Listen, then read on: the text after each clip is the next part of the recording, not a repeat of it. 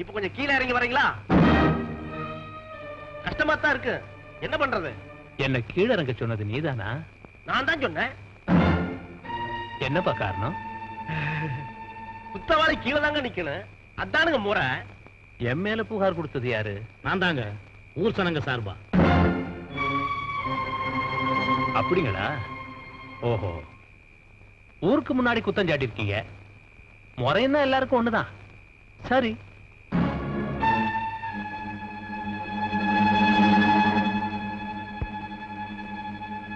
குஸ்தி போட்டியில மருது ஜெயிச்சா உங்க பொண்ணை கொடுக்கறதா சொன்னீங்க. ஆமா சொன்னேன். ஆனா மருது எங்க ஜெயிச்சான்? ஜெயிச்சா தானே கொடுக்க முடியும்.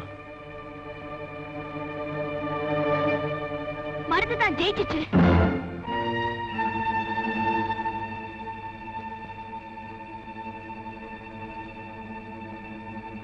கௌரி, நீ எப்பமா வந்த?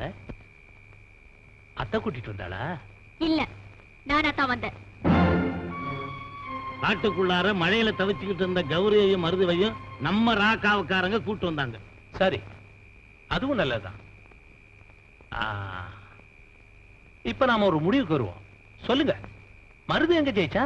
என்னண்ணே இது, முழு பூசணிக்காய் சோத்திரம் மறைக்கிறீங்க. ஊரே பார்த்துச்சு மருது ஓகோடு ஜெயிச்சத. நீங்க சொன்னா அது நெசமாயிடுமா தம்பி? பயில்வான் ஐயாவே சொன்னாரே மருதான் ஜெயிச்சானே. பயில்வான் சொன்னாரு, ஆனா டாக்டர் என்ன சொன்னார் தெரியுமா? சொல்றேன். அம்மா கௌரி, இங்க வாமா. ஏமா, துராண்ணம் கூட சத்தியமங்கலம் ஆஸ்பத்திரிக்கு நீ தானே வந்த? ஆமா. அண்ணனை டாக்டர் கிட்ட கூட்டு போய் வைத்தியம் பார்த்தோம்ல? ஆமா. படாத இடத்துல அடிபட்டு இருக்குது. இன்னும் அரை மணி நேரம் கழிச்சு வந்திருந்தா உங்க அண்ணன் உயிருக்கே ஆபத்துன்னு டாக்டர் சொன்னத நான் உங்ககிட்ட சொன்னேன் இல்லையா? ஆமா.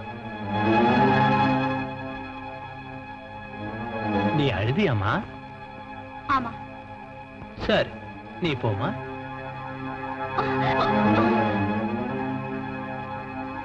சண்டை போட்டு ஜெயிச்சா பொண்ணை கொடுக்கறதா பேசணும். மல்லு கட்டுறப்ப மர்மஸ்தானத்துல அடிச்சாவது ஜெயிக்கலான்னு எந்த சாஸ்திரத்துல சொல்லிருக்கு? பயில்வான் ஐயா, பதில் சொல்லுங்க. குஸ்தியில போய் கொலை பண்ண முயற்சி பண்ணா அது ஜெயிச்சதாகுமா? என்னங்க தலை கட்டுக்காரு, நீங்களே நியாயம் சொல்லுங்க. அது முறையே இல்லதாங்க.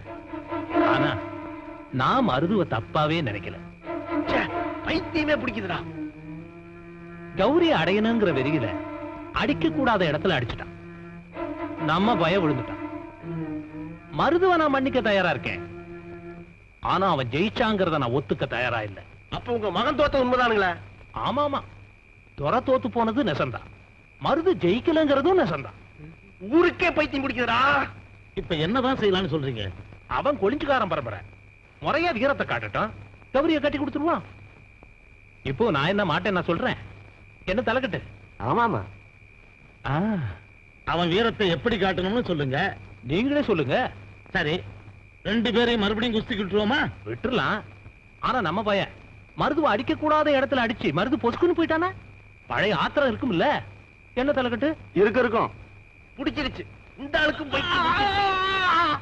அதனால யாருக்கும் வம்பு இல்லாம ஒண்ணு செய்யலாம். என்னன்னு சொல்லுங்க. இப்ப நம்ம ஊர்ல சிறுத்தை 2 பேரை அடிச்சு கொன்னுடுச்சுல்ல, அந்த சிறுத்தை புலிய மருது அடிச்சு கொன்னுட்டோம். ஒண்ணு கொடுத்துறேன். வீரத்தை காட்டவும் நல்ல சமயம், ஊருக்கு நல்லது பாருங்க. முதல்ல சிறுத்தை அடிச்சுட்டு வர சொல்லுங்க.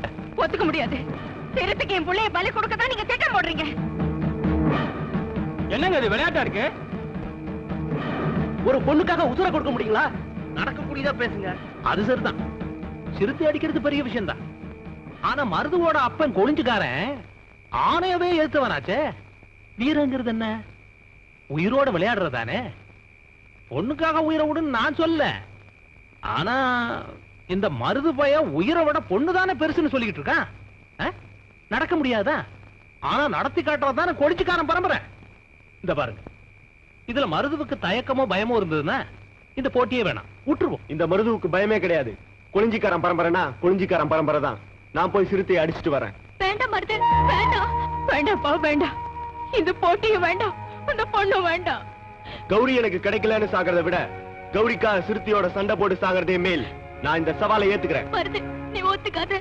நீ என்ன கட்டிக்கலனாலும் பரவாயில்ல, நீ உயிரோடு இருந்தாலே போதும். உங்க சவால பையன் ஒத்துக்கிறான். அது வீரம். வீரம் சரி, மறுபடியும் நீங்க பேத்து மாத்து பண்ணிட கூடாத. நான் எப்பவும் மாத்தி பேசுறது கிடையாது. நீங்க தான் அப்படி நினைச்சுக்கிறீங்க. சிறுத்தை அடிச்சிட்டு வந்தா சந்தோஷமா கௌரியை கட்டி கொடுத்துருவேன். இல்ல ஏன் இஷ்டப்படித்தான் நான் நடந்துக்குவேன். சம்பந்தப்பட்டவங்க ஒத்து போறதுனால சபை இதை ஒத்துக்குது. தங்கச்சி அனுப்பிச்சாடா? கௌரியை தேடி தானே வந்த? ஆமாங்க, வீட்டுக்கு போனேன். நீங்க இங்க இருக்கிறதா சொன்னாங்க, அதான் வந்தேங்க. கௌரி வந்துட்டதா தங்கச்சி கிட்ட போய் சொல்லு. அதோட மதராஸ்ல இருந்து மாப்பிள்ளையும் மாப்பிள்ளை வீட்டுக்காரங்களும் ஊட்டிக்கு வந்திருப்பாங்க. அவங்கள கையோட அழைச்சுக்கிட்டு தங்கச்சியும் மாப்பிள்ளையும் உடனே புறப்பட்டு வர சொல்லு. நான் இங்க கல்யாண ஏற்பாடுலாம் பண்ணி வைக்கிறேன். நீ புறப்படு.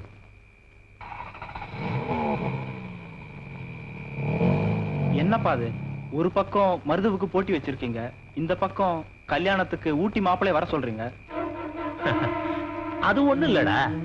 இந்த மருது பய சிறுத்தை அடிக்கிறானோ இல்லையோ, நீ நம்ம ஆளுங்களை காட்டுக்குள்ளார அனுப்பிச்சு அவனை கோழி அடிச்சுட்டு சொல்லு. சரிப்பா.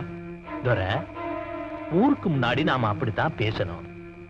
ஆனா நாம இப்படித்தான் நடக்கணும். காத்துமுத்து, அப்படியே முடிச்சிருவோமுங்க.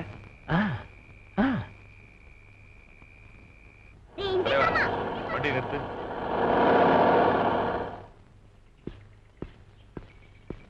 என்ன பயில்வானையா, ஒரே கூட்டமா வந்துகிட்டு இருக்கீங்க?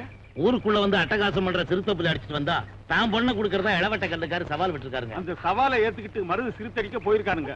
நாங்கெல்லாம் வழி அனுப்பிச்சுட்டு வர்றோம்ங்க. சிறுத்தை புலி அடிக்கிறதா? என்ன அது பைத்தியக்காரத்தனமா இருக்கு? ஒரு சின்ன பையனால எப்படி சிறுத்தை புலி அடிக்க முடியும்? ஊரே சேர்ந்து அவனை பலி கொடுக்கறது முடிவு பண்ணிட்டீங்களா? இந்த காட்டுக்குள்ள இதெல்லாம் சர்வ சாதாரணங்க. போட்டி பந்தயம் வைக்கிறதும் மிருகங்களை நாங்க அடிக்கிறதும் அதுக்கு எங்களை அடிக்கிறதும் சகஜங்க. எத்தனை வாத்தியாரை வச்சு பாடம் சொல்லி கொடுத்தாலும் உங்களை எல்லாம் திருத்தவே முடியாது. சுத்த காட்டு பிராட்டித்தனமா இருக்குது. எங்களுக்கு தகவல் தெரிஞ்சு நான் ஊருக்குள்ள வரதுக்குள்ள இப்படி ஒரு பந்தயமா? புலி அடிக்கிறதா பொண்ணை கொடுக்கறதா? யாரையா உயிரோட விளையாடுறீங்க? உங்களோட பேசி பிரயோஜனமே இல்ல.